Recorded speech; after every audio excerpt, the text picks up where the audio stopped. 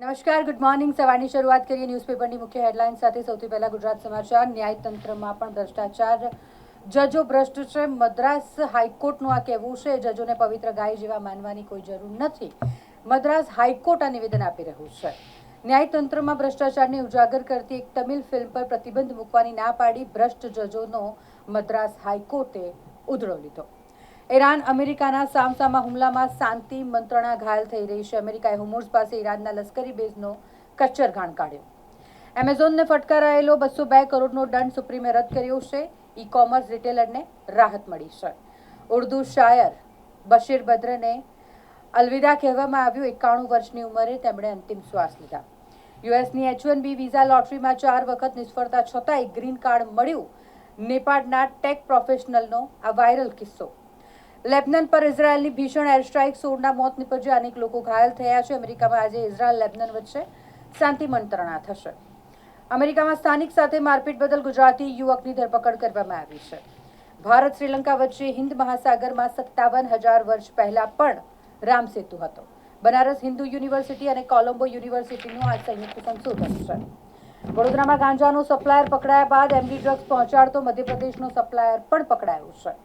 શેરબજારમાં ઊંચા વળતરની લાલચ આપી હતી. 1 કરોડની છેતરપિંડીના ગુનામાં 4 આરોપીના જામીન રદ કરાયા. જીકાસ પર પ્રવેશ ફોર્મ ભરવાની મુદત પૂર્ણ થઈ. યુનિવર્સિટીની વિવિધ ફેકલ્ટીઓમાં પ્રવેશ માટે 32,300 વિદ્યાર્થીઓએ ફોર્મ ભર્યા છે. ડિજિટલ જાણકારીના અભાવ સહિતના કારણો જવાબદાર છે. 41% શહેરીજનો સરકારની વિવિધ ઓનલાઈન સેવાઓનો ઉપયોગ જ નથી કરતા. છોટાઉદેપુર તાલુકા પંચાયત પ્રમુખના વિજય સરઘસમાં બંદૂકો લઈને નાસતા ભાજપના નેતા સામે ફરિયાદ દાખલ થઈ. મહેશ છોટુભાઈ વસાવાએ કોંગ્રેસમાંથી રાજીનામું આપ્યું. જેઓ ડેડિયાપાડાના પૂર્વ ધારાસભ્ય અને કોંગ્રેસના આગેવાન રહી ચૂક્યા છે. તેઓએ કોંગ્રેસ પાર્ટી છોડી છે. 2.5 વર્ષ બાદ 31મીએ આકાશમાં બ્લુ મૂન દેખાવાનું છે. એક નજર દિવ્યા ભાસ્કરની મુખ્ય હેડલાઇન્સ પર. ગીરમાં વધુ એક સિંહના મોત સાથે મરણાંક વધીને 6 થઈ ગયો છે. બેબેસિયા રોગચાળો ફાટ્યો છે. ઉચ્ચ અધિકારીઓ દોડતા થયા છે. મનપામાં શક્તિ પ્રદર્શન. સુરત, વડોદરા, વાપી સહિત 5 શહેરમાં મેયર પદે મહિલાની નિમણૂક થઈ. બાકી રહેલી 7 મનપામાં મેયર સહિતના હોદ્દેદારોની પસંદગી પૂર્ણ થઈ છે. વિયેતનામ એરપોર્ટ પર ગુજરાતીઓના ગરબા બાદ ઇન્ટરનેટ પર ભારે ટ્રોલિંગ થયું. યુએસમાં 3 રાજ્યોમાં હજારો સી લાયન મારવા વિચારણા થઈ રહી છે. 60 વર્ષમાં પહેલીવાર શાસન પણ સ્ત્રીનું અને આયોજન પણ સ્ત્રીનું. વડોદરા મહાનગરપાલિકામાં હવે મહિલા સશક્તિકરણ જોવા મળશે. ભાજપ કાર્યાલયમાં 10 મિનિટમાં જ વરણી 13મી હરોળમાં બેઠેલા ગીતાબેન મકવાણા મેયર બન્યા અને વર્ષાબેન વ્યાસ સ્થાયી સમિતિના ચેરમેન બન્યા છે. શૈક્ષણિક લાયકાતે સમીકરણ બદલ્યું. મંત્રીએ 3 ધારાસભ્ય આપેલા નામ કપાયા. 111 મતે જીતેલાને દંડક પદ મળ્યું છે. બિનહરીફ અને સૌથી વધુ મતવાળા કોરાણે મુકાયા. વરણીની વાત બહાર ન જાય તે માટે મોબાઈલ બહાર મુકાવવામાં આવ્યા. ભાજપ કાર્યાલયમાં કાઉન્સિલરોને કેસરી સાફા પહેરાવાયા. ચોમાસામાં વિલંબ થશે. 3-4 જૂન સુધી કેરળ આવશે અને 5 દિવસથી 35 કિલોમીટર દૂર ચોમાસું અટક્યું છે. IMDએ 26 મેના રોજ ચોમાસું કેરળમાં પ્રવેશે એવી આગાહી કરી હતી, જે આગાહી ખોટી પડી છે. હવે વિલંબ થઈ રહ્યો છે. 3-4 જૂન સુધી કેરળમાં વરસાદ આવે તેવી શક્યતા છે. ઇન્સ્ટાગ્રામ, ફેસબુક અને વોટ્સએપના પેઇડ વર્ઝન આવશે. દર મહિને તમારે 385 રૂપિયા ચૂકવવા પડશે. મેટાનું આ નવું ફીચર છે. પ્લસ સબસ્ક્રિપ્શન દ્વારા કમાણી વધારવાની આ તૈયારી છે. ઓડિયન્સ ઇનસાઇટ્સ જાણી શકશે કે તમારું કન્ટેન્ટ જોનાર કોણ છે. ડીકે બનશે કર્ણાટકના નવા સીએમ. સિદ્ધારમૈયા રાજ્યસભા નહીં જાય. બ્રેકફાસ્ટ મીટિંગ બાદ સિદ્ધારમૈયાએ રાજીનામું આપ્યું. ટીએમસીમાં વિખવાદ પડ્યો છે. કાકોલી ઘોષે સાંસદ પર ગેરવર્તનનો આક્ષેપ કર્યો. શાંતનુ સેને પાર્ટી પ્રવક્તાનું પદ છોડ્યું છે. ભાજપે 4 રાજ્યોમાં નવા પ્રદેશ પ્રમુખોની વરણી કરી છે. CMUET યુજીની પરીક્ષા 31 મે અને 6-7 જૂને યોજાવાની છે. એક નજર ગુજરાત મિત્રની મુખ્ય હેડલાઇન્સ પર. કર્ણાટકમાં સિદ્ધારમૈયાના ખુરશીની કુરબાની.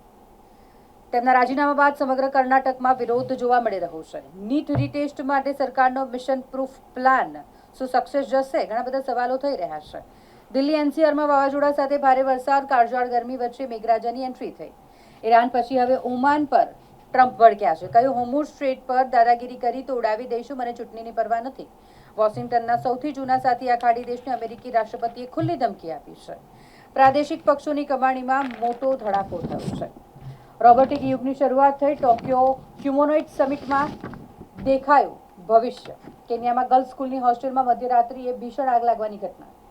બાંગ્લાદેશમાં બકરી ઈદ પર અટકી ડોનાલ્ડ ટ્રમ્પની કુરબાની.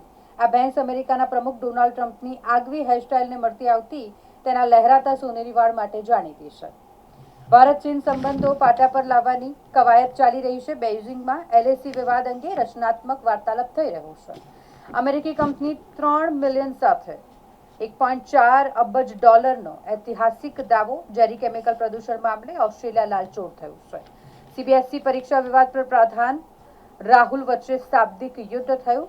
પ્રધાને ગાંધી પર આ મુદ્દાનું રાજકારણીય કરવાનો અને હતાશ હોવાનો આરોપ લગાવ્યો છે. બંગાળમાં 40% ધારાસભ્યો 50%થી ઓછા મતો મેળવીને જીત્યા છે. એક નજર લોકસત્તા જનસત્તાની મુખ્ય હેડલાઇન્સ પર. ગલવાન તણાવ પછી ફરી ભારત ચીન વેપારનો માર્ગ ખોલશે. 7 વર્ષ પછી લિપુલેખ ઘાટથી ભારતીય વેપારીઓ તકલાકોટ જશે. ભારત માટે સૌથી મોટો ખતરો પાકિસ્તાન અને ચીનથી રિપોર્ટમાં બોલ્ડ દાવો કરાયો છે. પેટ્રોલ ડીઝલ અને સોના ચાંદી પર આયાત શુલ્કમાં વધારાની અસર થશે. જૂનમાં રિટેલ ફુગાવો વધી 5% થઈ જશે. મથુરામાં પરિક્રમા માર્ગ પર ફાયરિંગ થયું, જેમાં 4ને ગોળી વાગી છે. સેવા કેમ્પમાં કીડા વેચવા બાબતે વિવાદ થયો. શ્રદ્ધાળુઓમાં નાસભાગ મચી. પાકિસ્તાનની દુખતી રગ પર ભારતે હાથ મૂક્યો. લદ્દાખમાં સિંધુ નદી પર પ્રથમ ડેમ બન્યો છે. સુપ્રીમ કોર્ટના 5 જજની નિમણૂક માટે કેન્દ્રમાં ભલામણ કરાઈ. ઘણા રાજ્યોમાં તાપમાનમાં 6 થી 8 ડિગ્રી સેલ્સિયસનો ઘટાડો થઈ શકે છે. 29 થી 31 મે દરમિયાન ઘણા રાજ્યોમાં તાપમાન ઘટશે. રાજસ્થાનનું શ્રી ગંગાનગર વિશ્વનું સૌથી ગરમ શહેર બન્યું 48.2 ડિગ્રી તાપમાન સાથે.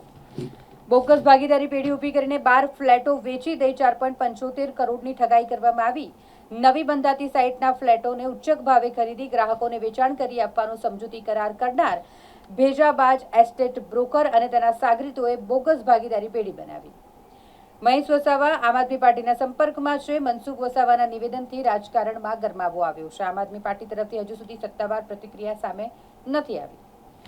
મુન્દ્રા પોર્ટ ખાતે બિલમાં ચેડા કરી કેનેડાની કંપની સાથે 6.18 કરોડની ઠગાઈ કરવામાં આવી. 8 લાખ રૂપિયા લઈ વિઝા નહીં કરાવનાર વડોદરાના ધર્મેશ ભાટિયાની ધરપકડ કરવામાં આવી છે. નવનિયુક્ત મેયરના પતિએ કહ્યું કે હું ઘર સંભાળીશ અને મારી પત્ની મેયર બનીને શહેર સંભાળશે. મેયર પદ સંભાળ્યા બાદ તેઓ ઘરે પહોંચ્યા તો ફળિયામાં ગરબા કરીને તેઓનું સ્વાગત કરવામાં આવ્યું. એમએસ યુનિવર્સિટી કોમર્સ ફેકલ્ટીમાં હાજરીનો નિયમ કડક બનશે. 80% હાજરી ન હોય તો આગળના વર્ષમાં પ્રમોટ કરવામાં આવશે નહીં તેવું ડીને નિવેદન આપ્યું છે. ગાજરાવાડીમાં બકરી ઈદની ભવ્ય ઉજવણી કરવામાં આવી. હવે એક નજર સંદેશની મુખ્ય હેડલાઇન્સ પર. ટ્રોમા કેર એ રાઇટ ટુ લાઈફનો અભિન્ન હિસ્સો છે. સુપ્રીમ દ્વારા આ મહત્વની ટિપ્પણી કરવામાં આવી છે. ઇમરજન્સી રિસ્પોન્સ માટે કોર્ટનો રાજ્યો અને કેન્દ્રશાસિત પ્રદેશોને ખાસ નિર્દેશ. નીટના પેપરની સુરક્ષા એરફોર્સને સોંપવા માટે ઉચ્ચ સ્તરે વિચારણા થઈ. કેન્દ્રના સંરક્ષણ પ્રધાન રાજનાથસિંહના નિવાસે આ મુદ્દો ચર્ચવા મહત્વની બેઠક મળી. ઈરાન યુએસ વચ્ચે સમજૂતી પર સંમતિ થઈ. ટ્રમ્પની મંજૂરી બાકી છે.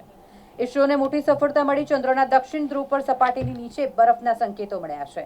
ચંદ્રયાન 2ના ઓર્બિટરના રડાર દ્વારા ડેટા મેળવવામાં આવ્યો છે. 67માંથી 31 પ્રાદેશિક પક્ષોએ ચૂંટણી પંચને ઓડિટ રિપોર્ટ હજી સોંપ્યો જ નથી. એડીઆર રિપોર્ટ ઈસીઆઈની વેબસાઇટ પર માત્ર 36 પક્ષોના ઓડિટ રિપોર્ટ ઉપલબ્ધ છે. ગુજરાતના એમએસએમઈ સહિતના ઔદ્યોગિક એકમોમાં કેશ ફ્લોની કટોકટી સર્જાઈ છે. કોર્પોરેશનના પદાધિકારીઓએ 2.5 વર્ષમાં 15.84 લાખનું ડીઝલ ફૂંકી નાખ્યું છે. સરકારી વાહનોના વ્યક્તિગત પણ ઉપયોગ. ઈંધણ બચાવવાની જવાબદારી શું માત્ર પ્રજાની છે? સવાલ ખૂબ મોટો છે. ફતેગંજના શેખ બાબુ મર્ડર કેસમાં 2 કોન્સ્ટેબલના જામીન નામંજૂર થયા છે.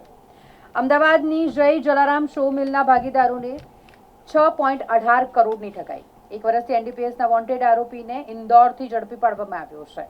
નર્મદાના વરખડ ગામમાં મુંબઈ એટીએસનો દરોડો. શંકાસ્પદ કેમિકલ જપ્ત કરવામાં આવ્યા છે. બિઝનેસની વાત કરીએ. અમદાવાદમાં સોનામાં 2000ના ભાવમાં ઘટાડો થયો છે અને ચાંદીમાં સ્થિરતા છે.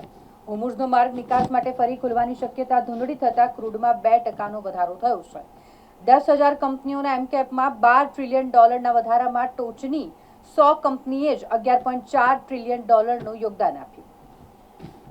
ફ્રન્ટ રનિંગ કૌભાંડ બદલ યુએસના કેપિટલ ગ્રુપ સંચાલિત 6 એફપીઆઈને સેબીએ નોટિસ ફટકારી છે. સ્ટેન્ડિંગના સભ્યો માટે જાતિની સાથે ભાજપે ભૌગોલિક સમીકરણ પણ બેસાડ્યું. 5 પદાધિકારી સહિત 16 પદ માટે પડદાની પાછળની સ્ટ્રેટેજી. સ્ટેન્ડિંગના સભ્યોના નામ જોઈએ તો જોવા મળે છે.